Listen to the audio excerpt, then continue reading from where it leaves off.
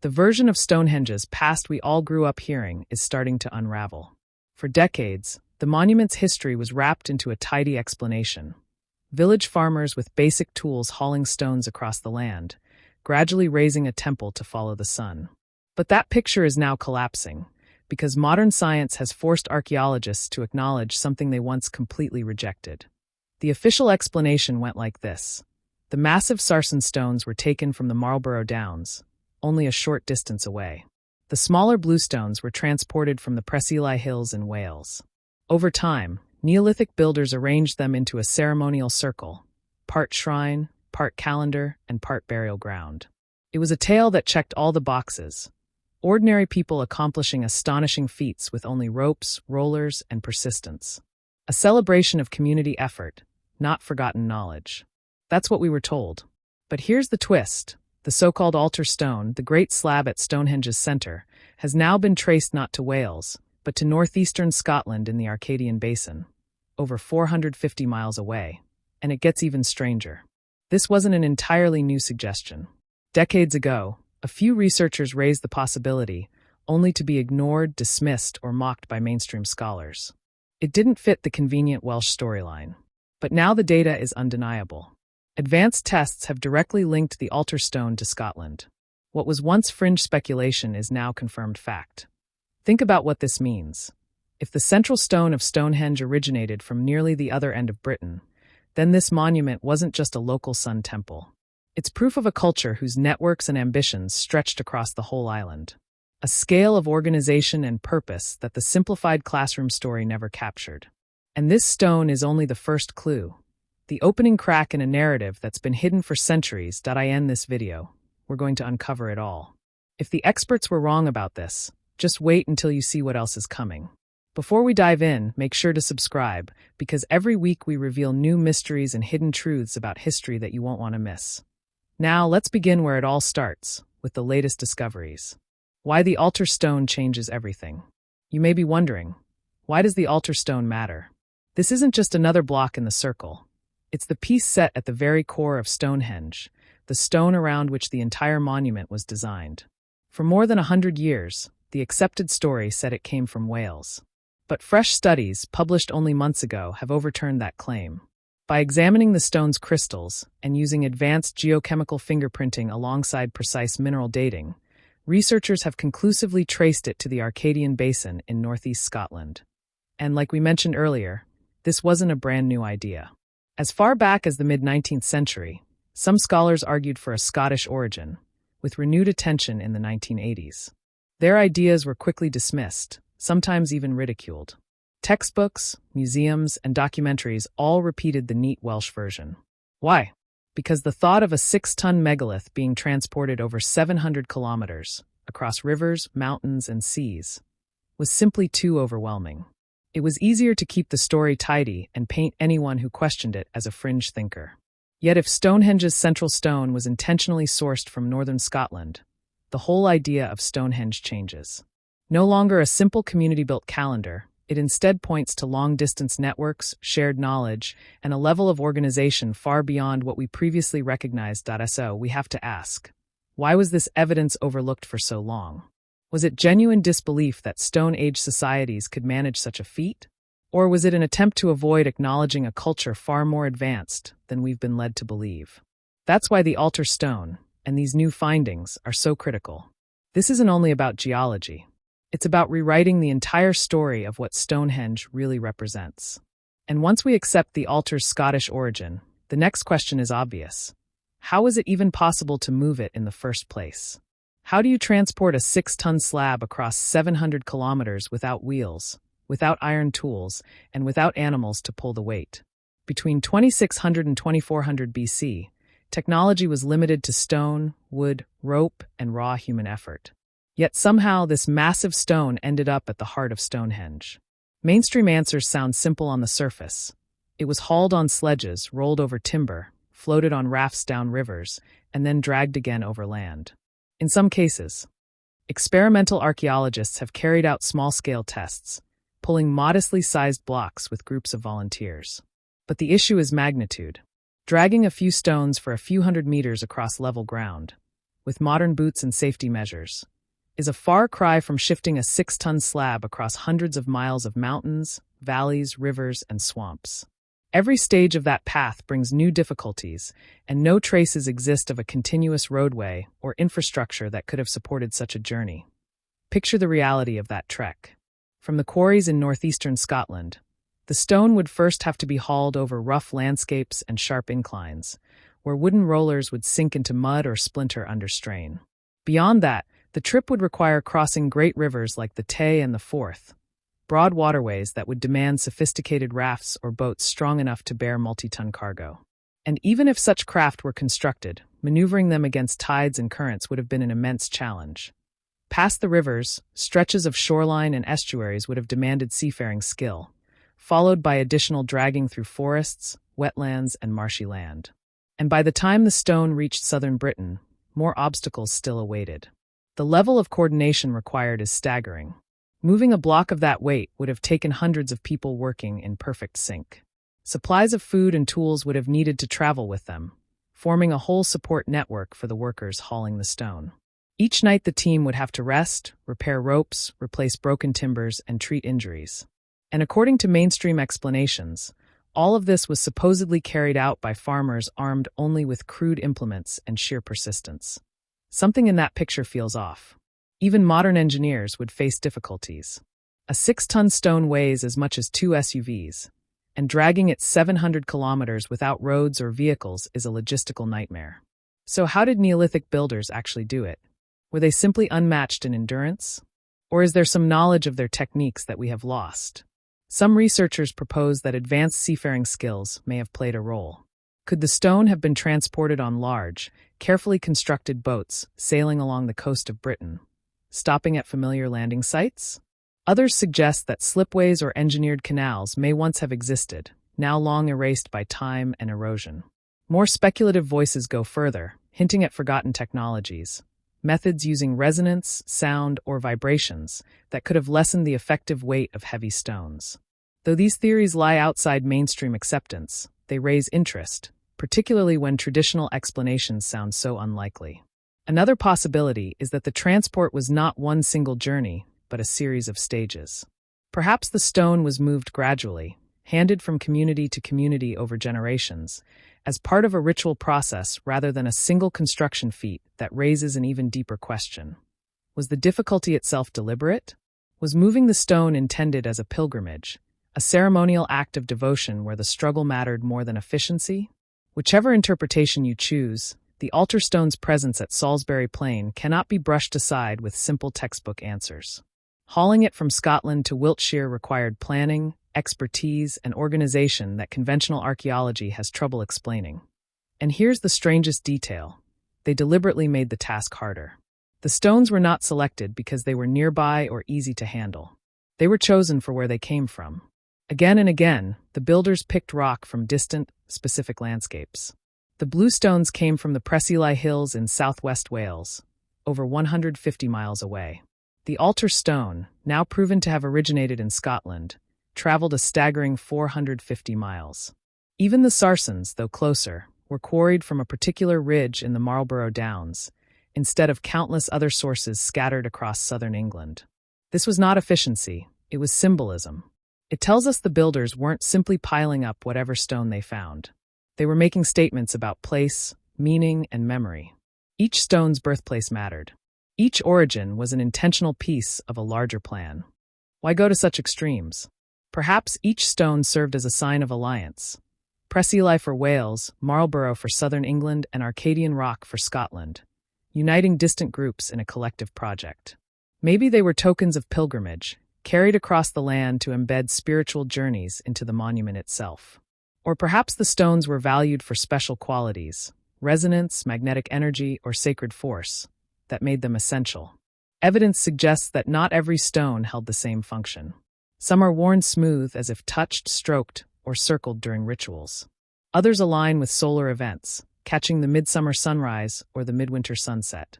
Certain stones appear to mark gateways, thresholds into consecrated space. The altar stone lies flat at the center, not upright like the rest, serving more as a platform or stage than as a towering pillar. None of this was random. Each placement was intentional. And this shows us every stone carried a meaning of its own. So the questions deepen. Were these stones more than just raw resources? Could they have been portable shrines, sacred relics carried from ancestral lands to stand as living presences on Salisbury Plain? If so, what myths, powers, or memories were bound to them? Stonehenge was never an isolated effort. From a wider view, the monument looks more like the hub of an expansive network spanning Britain and beyond. The Preseli Hills in Wales, the Marlborough Downs in southern England, the Arcadian Basin in Scotland, and the ceremonial centres of Wessex, all connected, directly or indirectly, to its creation. Archaeological findings back this idea of interconnection, though mainstream narratives often downplay it. Pottery designs found in distant regions share uncanny likenesses, pointing to cultural exchange over hundreds of miles.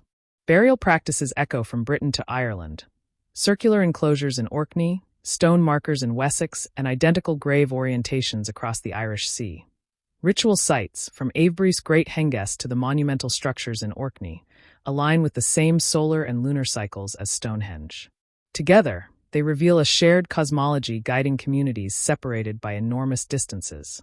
This hints at organization far greater than the farmers with ropes model allows. If Stonehenge acted as the central node of this network, it was not simply a local sun temple, but a religious and political stage. Picture envoys traveling from distant lands, bringing stones, gifts, or traditions to bind themselves into a unified system of belief. The altar stone's Scottish origin may not have been an accident of logistics, but an intentional symbol, a declaration of belonging to something larger than any single valley or tribe. Which raises the crucial question: what kind of social systems could coordinate such massive flows of people, goods, and ideas? Were there loose federations of clans linked by sacred authority? Was there a ruling class of spiritual leaders directing ceremonies across the island? Or perhaps maritime societies with advanced seafaring skills connected coasts and rivers in ways we still fail to recognize? We may not yet know the answers, but one point is certain. If such networks existed, the tidy narrative of isolated farmers building through trial and error collapses. Stonehenge was no provincial curiosity. It was a stage where Britain's Neolithic world came together to trade, connect, and perform its greatest rituals. And the altar stone is only one clue pointing toward this reality. Modern science has stripped back layers of Salisbury Plain invisible to the naked eye. Ground-penetrating radar, LiDAR imaging, and magnetometry have mapped beneath the soil, exposing hidden traces of pits, ditches, and buried structures sprawling well beyond the famous stones. What emerges is not a lone monument, but a vast ceremonial landscape. Huge circular earthworks, alignments of post holes, and remnants of henge complexes suggest that Stonehenge was only one part of a larger blueprint. Yet when these revelations are published, they are often wrapped in careful disclaimers. Depressions that clearly resemble carved pits are dismissed as natural hollow straight lines that look like avenues, or intentional alignments are written off as post-depositional disturbances. In short, whenever the evidence points to complexity that doesn't fit the clean local solar temple's story, it is softened, minimized, or conveniently ignored. And so, the contradictions continue to pile up. High-resolution surveys reveal that Stonehenge was not built all at once, but in stages. Stones were shifted, pits dug and filled again, ditches recut, and some megaliths even dismantled between roughly 3000 and 1500 BC. Among the most striking discoveries are huge pits aligned with astronomical events. Yet these features receive little serious attention. Instead of grappling with what this evolving and deliberate design might represent, many publications smooth it over with vague remarks about ritual use or seasonal gatherings. But such questions cannot be brushed aside forever. What if major portions of the original design were intentionally dismantled? What if entire elements were buried on purpose, hidden from later generations? Who made those decisions, and for what reason? Was it part of a tradition of renewal, with each generation layering new meaning over the old? Or was it an effort to conceal knowledge, sealing away features that no longer match changing beliefs? The pattern is troubling. High-impact scans revealing anomalies make headlines at conferences or in specialist journals, yet rarely filter into the public story repeated in museums, textbooks, or documentaries. New findings are acknowledged just enough to tick the box, but never allowed to overturn the accepted narrative. The public hears whispers about pits, post holes, and hidden avenues, while the core interpretation remains unchanged. farmers, ropes, a solar calendar. But the buried evidence reveals something much more elaborate, a monument assembled, reshaped, dismantled, and rebuilt across centuries. A sacred landscape layered with secrets. Pits aligned with celestial events. Patterns too precise to dismiss as natural accidents. And yet mainstream archaeology continues to treat these revelations as background noise instead of the headline they deserve. If radar and LiDAR confirm that Stonehenge was not a static creation but a constantly evolving design, then we must face the uncomfortable question. What truths about its original purpose were deliberately hidden?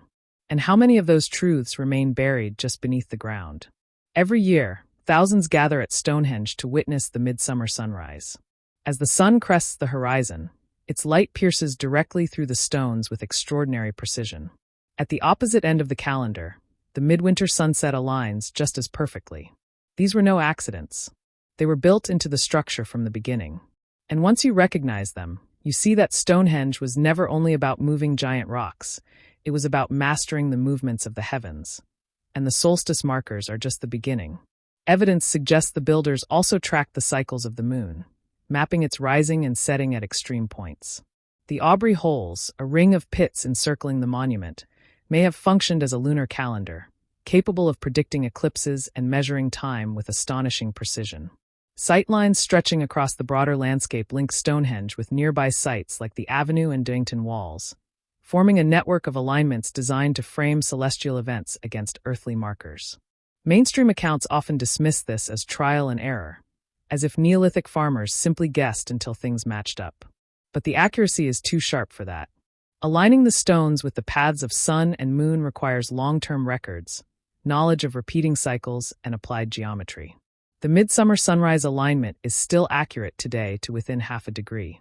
That demands decades of observation, systematic record-keeping, and advanced understanding of astronomy, far beyond what most textbooks credit to people living thousands of years ago. And Stonehenge is not alone in this obsession with the sky. Across Europe and the Mediterranean, megalithic monuments display the same astronomical precision. At Newgrange in Ireland, the winter solstice sun illuminates the inner chamber through a carefully engineered passage, flooding carvings with light that remain hidden for the rest of the year.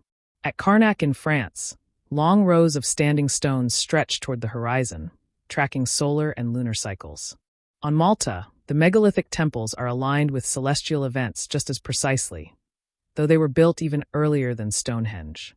Older than Stonehenge by centuries, Göbekli Tepe in Turkey, dating back thousands of years earlier, displays astronomical patterns carved into its stone pillars. The implication is unmistakable. These people were not just scattered farmers experimenting with boulders. They were inheritors of a vast tradition of sky observation that spanned continents, grounded in patient study and careful design. To achieve such accuracy, whole societies must have coordinated efforts to follow celestial rhythms, preserve knowledge through generations, and summon labor at precise moments. This reveals a culture with hierarchy, leadership, and intellectual sophistication, qualities conventional history often overlooks. So the question arises, did the architects of Stonehenge hold astronomical wisdom and observational tools beyond what is commonly taught? Were they early scientists of the heavens, applying techniques and devices now lost to time? Or was the monument itself the tool, an immense mechanism of stone, crafted to bind earth and sky with remarkable precision? Whatever the truth, the alignments cannot be dismissed as random. They testify to intelligence, planning, and intent. And while the heavens highlight their brilliance, the stones showcase their artistry. Looking closely at the tool marks reveals even greater mysteries. Popular imagination pictures Stonehenge as rough slabs dragged into place through sheer force. Yet the stones themselves tell a different tale. Many of the sarsens fit together with joints so snug a blade could hardly pass between them. Several bluestones show polished finishes and refined edges, far beyond what crude pounding with stone tools should allow. Conventional archaeology often cites hammerstones and antler picks as the only instruments available. Yet some markings defy this explanation. Certain bluestones feature indentations resembling drilled sockets rather than random chiseling. Some sarsens display recesses deliberately carved to form locking joints.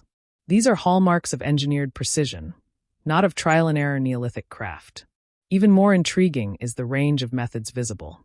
Some stones remain roughly shaped, while others were sculpted with unexpected refinement. This variety suggests multiple techniques, not a single standard approach. Was there a group of master artisans entrusted with preparing the most important stones? Did they preserve exclusive skills, passed secretly across generations and never recorded? Or are we glimpsing traces of technologies now completely forgotten? The anomalies keep surfacing. One bluestone shows signs of rotary abrasion, as though a drill-like tool had been applied, well beyond the reach of antler picks. Another exhibits a surface so flawlessly smooth it rivals Bronze Age craftsmanship. If only basic tools were available, how can such features be explained? These puzzles force us to reconsider. Were Stonehenge's builders more advanced in stoneworking than academic consensus admits? Did specialist guilds of craftsmen exist, their expertise now vanished? Or did they employ methods that blur the line between primitive construction and true engineering? But the stones alone do not tell the whole story. Myths and folklore surrounding Stonehenge suggest that memory of its makers endured long after details were lost.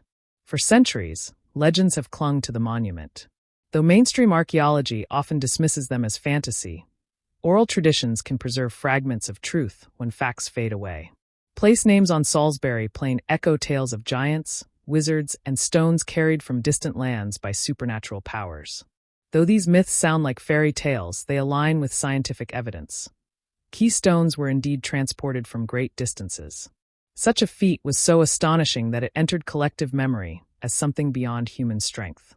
Across Britain, other megalithic landscapes echo similar traditions. Oral stories describe stones that were alive, that moved by themselves, or resisted removal from their original locations. Repeated across centuries, such tales may encode the difficulties, rituals, and techniques of moving and raising massive stones.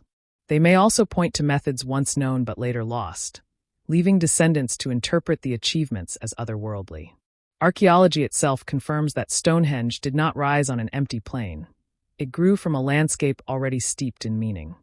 Centuries before the great sarsen and bluestones were lifted into place, the site already hosted earlier structures: earthen banks, timber circles, and long rows of post holes dating back as far as 5000 BC. Around Stonehenge itself, even older monuments can be found. Long barrows from about 3700 BC and cursus pathways extending nearly 3 kilometers. These earlier works reveal that Stonehenge did not stand alone, but emerged as part of a sacred landscape developing across thousands of years. Each generation inherited, reimagined, and built upon what had been created before them. Beyond Salisbury Plain, evidence of older traditions complicates the picture further. Submerged territories off the British coast, now drowned by post-Ice Age seas. Once supported settlements and perhaps ceremonial structures still waiting to be investigated. In Orkney, vast stone temples at the Ness of Brodger predate many of Stonehenge's stages, proving that elaborate ritual architecture already thrived far to the north. These sites suggest that the expertise used at Stonehenge may not have arisen in isolation, but rather drew upon legacies from older cultures whose complete histories remain untold. This raises a provocative issue. Did Neolithic communities at Stonehenge invent every method themselves, or did they preserve fragments of an earlier wisdom? Were they the heirs of knowledge carried forward across centuries? Echoes of a forgotten world lost to rising seas and shifting climates? If both mythology and archaeology point to predecessors, then perhaps Stonehenge was not Britain's first great monument, but a continuation, a stone memory of something far older. So if legends and evidence alike suggest ancient traditions, why does conventional archaeology resist them so strongly? The answer lies not in the stones themselves, but in the system of knowledge. Archaeology, like all sciences, does not operate in isolation. It is shaped by funding, academic prestige, national pride, and the unseen forces of peer review. This framework rewards safe, conventional conclusions and penalizes ideas that disrupt the accepted narrative. History shows the pattern clearly. Scholars who proposed unsettling interpretations were often marginalized or dismissed as fringe. Early researchers who questioned whether all the stones originated in Wales, or whether astronomical alignments were intentional, faced ridicule. Only when technologies such as geochemical fingerprinting or ground-penetrating radar provided irrefutable proof did the mainstream grudgingly shift position. Even then, the pioneers who first raised those ideas rarely received recognition. The altar stone offers a perfect example. Decades ago, Several geologists argued it might not have come from whales, noting mineral inconsistencies. Their suggestion was rejected, and the Welsh origin became unquestioned orthodoxy, repeated in books and documentaries. Only now, with the precision of mineral dating and geochemical testing, has a Scottish origin been strongly supported. So why the long delay? Was it merely a matter of waiting for better methods? Or was the establishment unwilling to rewrite its story because it threatened a comfortable narrative? This brings us to the ethical heart of the issue. Should institutions cling to tidy explanations at the expense of truth? Should reputation, nationalism, or careers outweigh open-minded exploration? Or should archaeology embrace uncertainty and admit that much of prehistory remains unresolved? The answer may seem self-evident, yet the record of resistance suggests otherwise. Of course, not all archaeologists are gatekeepers. Many work in good faith, painstakingly uncovering data, publishing findings, and refining chronologies. Not every cautionary stance is malicious. Skepticism can protect against unfounded speculation. But when caution calcifies into inertia, and inertia hardens into dogma, the bigger picture is lost. The case of the altar stone shows how quickly a once-dismissed idea can become accepted fact once the evidence is undeniable. This is why bold alternatives must remain on the table, because when the official story no longer fits, fresh explanations must be explored.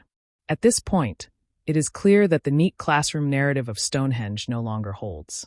The real question is, if the mainstream version collapses, what other possibilities deserve consideration? These alternatives may be speculative, but they cannot be ignored. Every theory deserves a fair chance, especially when the conventional explanations fall short. One possibility is that knowledge was passed down from civilizations far older than we recognize today. Some scholars suggest that fragments of wisdom survived from Paleolithic peoples or proto-cultures that thrived before the end of the Ice Age. As rising seas swallowed coastlines and climates shifted, their settlements largely vanished, yet traces of their understanding may have endured. The astronomical accuracy of Stonehenge and the deliberate selection of stones from distant sources might be remnants of an even deeper tradition. Skeptics counter that there is no solid evidence for such an advanced civilization, only scattered anomalies and echoes preserved in folklore. Yet the absence of evidence does not equal evidence of absence, and much of Britain's drowned coastal landscapes remain unexplored. Another line of thought turns toward forgotten prehistoric engineering. Could the builders have mastered transport techniques that we no longer comprehend? Some propose the possibility of sound-based manipulation or methods to reduce weight through vibration. Ideas that sound implausible, yet are inspired by unusual acoustic phenomena documented at megalithic sites. Others suggest ingenious mechanical systems, now lost, may once have been widely used. The main rebuttal is the lack of surviving artifacts that prove such methods existed. Still, the challenge of moving multi-ton stones across vast distances with the tools archaeology allows seems so improbable that many doubt the orthodox answer. A third perspective is more practical. Stonehenge may have been the creation of advanced societies with far-reaching maritime networks. The sea, after all, was the fastest way to transport goods before modern industry. Early seafaring is often underestimated. Obsidian from the Mediterranean reached Britain by 4000 BC, and Orkney reveals cultural connections stretching hundreds of miles. The idea that Stonehenge emerged from a coastal political and ritual system spanning Britain is hardly far-fetched. The criticism here is that no direct ship remains from that era have been discovered, though fragile materials like wood and fiber would have decayed over time. So where does this leave us? None of these theories can be confirmed outright, but all push us to broaden our perspective. Was Stonehenge truly the effort of isolated farming communities? Or was it the culmination of preserved wisdom, forgotten technologies, or maritime networks linking distant coasts? Instead of dismissing such possibilities as fantasy, perhaps it is time to weigh them seriously. Because if even one proves valid, the meaning of Stonehenge changes forever. And that leads to the next step. Science must move forward openly, without half-truths or closed doors. The evidence exists. The real question is whether we'll be permitted to uncover it fully. Which brings us to you. Now it's your turn. Which explanation seems most convincing? Was Stonehenge the achievement of seafaring cultures, engineers with lost techniques, or communities carrying forward the legacy of a vanished civilization? Share your thoughts in the comments. Your perspectives often guide the direction of our future research. If you enjoyed this exploration, be sure to subscribe and activate notifications so you never miss what's coming next. We have much more hidden history to uncover. And if you'd like to keep digging deeper, the video now on screen examines another question mainstream archaeology avoids. Who truly built the pyramids? Thank you for watching. Thank you for questioning. And above all, stay curious.